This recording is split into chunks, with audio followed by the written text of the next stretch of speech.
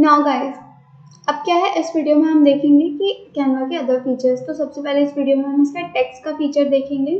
अब क्या होता है, कई जगहों पे क्या होता है, आपको सिंपली टेक्स्ट लिखने का ऑप्शन आता है। उसके बाद क्या होता है, लाइक आपने एक टेक्स्ट हेडिंग इसमें ऐड कर दी, फिर आपको सिर्फ ये चीज़ें अवेलेबल होती हैं, राइट।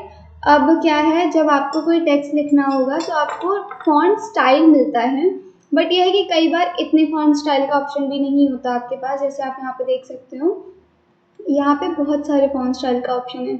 आप अगर देख सकते हो, इसमें ऊपर ना एक कैटेगरी आपको दिख रही है, एक कैटेगरी सिलेक्टेड है ऊपर, लाइक कैटेगरी मेंशन करिए, लाइक हैंड राइटिंग हो गई। इसके अंदर आपको अलग मिलेंगे, जैसे हैंड राइटिंग, इससे क्या लगेगा, इससे ये दिखेगा कि हाँ भाई आपने क्या है, खुद से लिखा, मतलब फॉन्ट स्टाइल है, एक हैंड राइटिंग फॉन्ट स्टाइल है।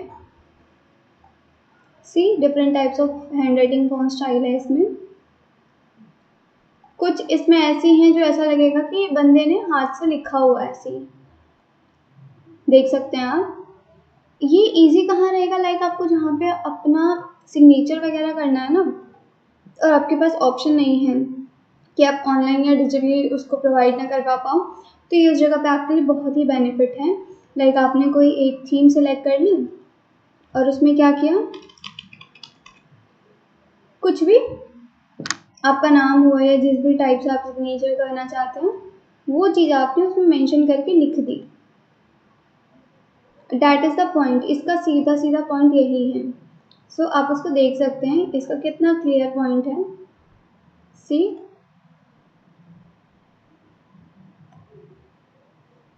ठीक है, ये तो आपका हैंड राइटिंग टेक्स्ट हो गया। हम अदर टेक्स्ट देख लेते हैं। एक कॉर्पोरेट टेक्स्ट है। कॉर्पोरेट मतलब अब क्या है, ये प्रोफेशनल टेक्स्ट होंगे इसके अंदर। आप देख सकते हो ये क्या है, प्रोफेशनल टेक्स्ट हैं जो प्रोफेशनल जगहों पे यूज़ किए जाते हैं। ये वो वाले टेक्स्ट हैं आपके। सी, आप देख सकते हो डिफरेंट टाइप्स ऑफ टेक्स्ट। अब ये कहाँ पे काम आता है, लाइक आपको ना पोस्टर बनाना होता है, तो different types of text use होते हैं। लाइक आप कैनवा के ऊपर किसी का सर्टिफिकेशन बना रहे हो, सर्टिफिकेशन में भी क्या होता है, different types of text use किए जाते हैं, वो चीज़ होती है। तो यही चीज़ है ये, इसीलिए जो आपका कॉर्पोरेट हो गया या आपका डिज़ाइनिंग हो गया, आपको एक ही पोस्टर में different types of text use करनी है, ये उसके लिए भी बहुत ही ज़्यादा वैल्यूएबल चीज़ है। इसमें क्या होगा, आपको कहीं और से जाके कोई टेक्स्ट, क्योंकि जैसे अडोबे के जो सॉफ्टवेयर होते हैं उसमें आपको क्या करना पड़ता है, टेक्स्ट के लिए प्रॉपर ना एक एलिमेंट डाउनलोड करना पड़ता है, आपको प्लगइन डाउनलोड करना पड़ेगा, फिर उसे इंस्टॉल करना पड़ेगा। उस तरीके से चलता है अगर आपको अलग से कोई चाहिए तो। बट इसमें क्या है, सी आप देख सकते हो, इसमें क्या है, आपको कुछ अलग से नहीं डाउनलोड करना है।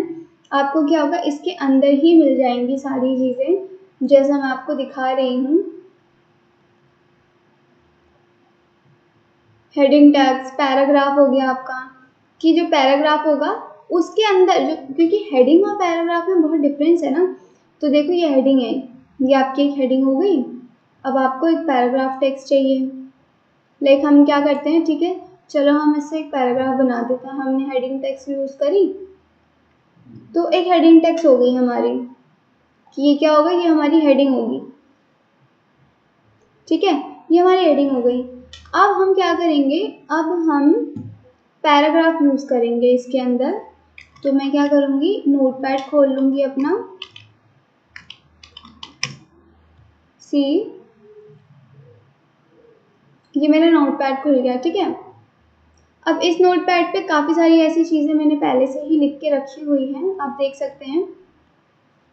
तो मैं क्या करूँगी, मैं यहीं से एक डिस्क्रिप्शन उठा लूँगी, लाइक ये है। तो मैंने क्या किया, डिस्क्रिप्शन उठा के मैंने यहाँ पे पेस्ट कर दी। अब ये क्या है, इसने क्या ले लिया, डिफ़ॉल्ट जो इस पर सेट है इसने वो चीज़ ले ली। बट अब क्या करना पड़ेगा, मुझे इसको थोड़ा सा कस्टमाइज़ करना पड़ेगा। लाइक इसका फ़ॉन्ट साइज़ चेंज करना पड़ेगा, इसका फ़ॉन्ट स्टाइल चेंज करना पड़ेगा। अब देखो ये क्या है, अगर मैं बार बार इसको ऐसे छोटा करूँगी तो बहुत ज़्यादा मुझे टाइम लगने वाला है इसके अंदर। तो मैं क्या करूँगी, इस पर क्लिक करूँगी, यहाँ जाऊँगी, यहाँ हमारे पास फ़ॉन्ट डिक्रीज़ का ऑप्शन होता है, तो मैं उसे यहाँ से क्लिक करके जितना छोटा करूँगी ये उतना छोटा होता जाएगा। सी,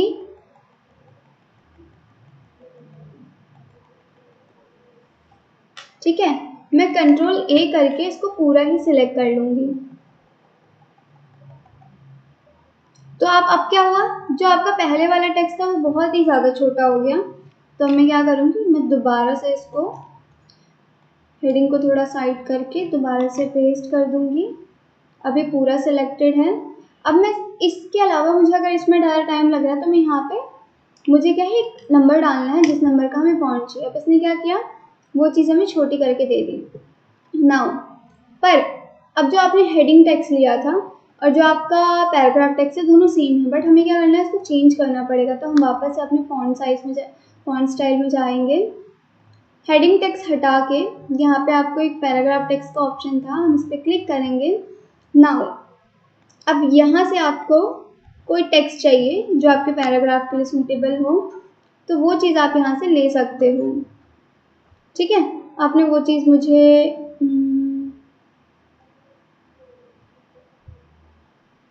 मुझे ये अच्छा लग रहा है, मैंने ये ले लिया। उसके बाद मैंने क्या किया, ब्लैक कर दिया उसको। ओके, नाउ मैं थोड़ा सा फॉन्ट साइज छोटा कर लूँगी।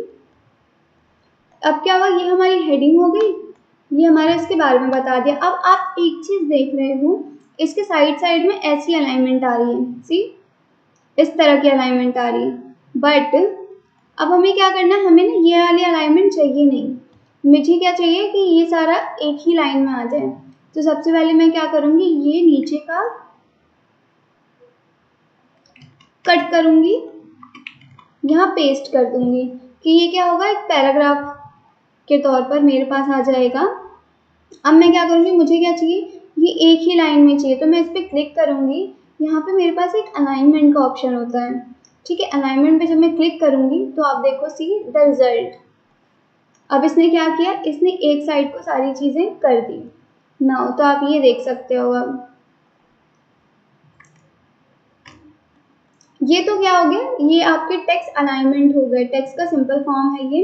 यहाँ से आपने टेक्स्ट उठाया, उसके बाद वहाँ पेस्ट कर दिया, जो भी सिलेक्ट करना चाहते हो वो टेक्स्ट आपने यहाँ पे सिलेक्ट कर लिया। अब दूसरा जो हमारे पास टेक्स्ट का ऑप्शन आता है वो यहाँ पे आता है। सी यहाँ पे आप देख सकते हो मल्टीपल टेक्स्ट के ऑप्शंस आपके पास टेक्स्ट के स्टाइल के साथ। लाइक जो भी टेक्स्ट आप लिखोगे वो इस तरह का प्रेजेंट होगा, लाइक जैसे ये है। अब जैसे ये टेक्स्ट है मेरा, तो बट ये क्या है, अब आपको ना टेक्स्ट के लिए एक चीज़ नोटिस करनी पड़ेगी, आपको एक चीज़ ना ध्यान रखनी पड़ेगी। जैसे आप यहाँ पे नोटिस कर सकते हो कि वाइट बैकग्राउंड पे ये इतना हाईलाइट नहीं हो रहा है, बट अगर उसी कंडीशन में मैं इसे ब्लैक कर देती हूँ तो उस कंडीशन में क्या हुआ, मेरा टेक्स्ट तो सारा चला गया, मतलब दिख नहीं रहा, बट ये गोल्ड गोल्ड सा जो है ये हाईलाइट यहाँ पे ज़रूर हो रहा है। तो ये डिफरेंस है कि आपको जो टेक्स्ट लेना है और आपका जो बैकग्राउंड होना चाहिए वो दोनों सिमिलर नहीं होना चाहिए। लाइक आप रेड पे रेड ही नहीं लिख सकते हो और वाइट पे वाइट ही नहीं लिख सकते हो। अगर आप कुछ लिख रहे हो तो आपको ऐसा कॉम्बिनेशन बनाना है कि आपका जो बैकग्राउंड है उसकी बिल्कुल अपोजिट उसमें हो, टेक्स्ट जो है ना आपका वो बिल्कुल अपोजिट हो आपका। लाइक अगर आप वाइट ले रहे हो तो ब्लैक लो, रेड लो, जो उस बैकग्राउंड पे शो हो। और आपको ऐसा भी नहीं लेना, आपको ना ये जो टेक्स्ट है एक टाइम को आप जो हेडिंग लोगे वो आप थोड़ी फैंसी रख सकते हो, बट आप जो अंदर का कंटेंट लोगे वो थोड़ा ऐसे कैजुअल रखना कि वो रीडेबल हो, वरना आपका टेक्स्ट लेने का कोई फ़ायदा नहीं है। अगर चीज़ें अंदर से रीडेबल होंगी तो वो ज़्यादा वर्थ इट होंगी। तो आप ये देख सकते हो। तो मैं एक नेक्स्ट पेज ओपन कर लेती हूँ और मैं आपको दिखाती हूँ।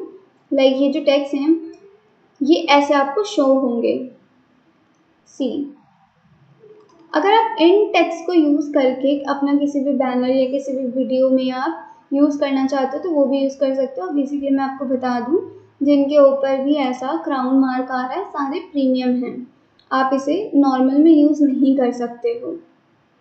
सो यहाँ से आपको जोन सा भी टेक्स्ट लेना है आप वो बिल्कुल ले सकते हो, वो टेक्स्ट आप यूज़ कर सकते हो इसके अंदर। इससे एक फ़ायदा है, लाइक क्या होता है, अलग सॉफ्टवेयर होते हैं जो उसमें हमें बनाना पड़ता है, ये हम उसमें हमें ना ये प्रॉपर डिज़ाइन करना पड़ेगा ऐसे टेक्स्ट, उसमें हमें टाइम लगेगा। बट इसमें क्या है, हमारे पास टेम्पलेट अवेलेबल है, आप गए और आपने टेम्पलेट उठाया और एडिटिंग कर ली। इसके लिए ईजी इसलिए है ये कैनवा। ओके, तो ये चीज़ इसमें है कि आपको यहाँ पे क्या है, ईजी पड़ेंगी वो चीज़ें, दैट्स वाई। तो जाइए और अच्छे अच्छे टैम्पलेट्स बनाइए इन टैक्स के साथ, क्योंकि आपको इसमें बहुत सारे फैशनेबल टैक्स मिले हैं।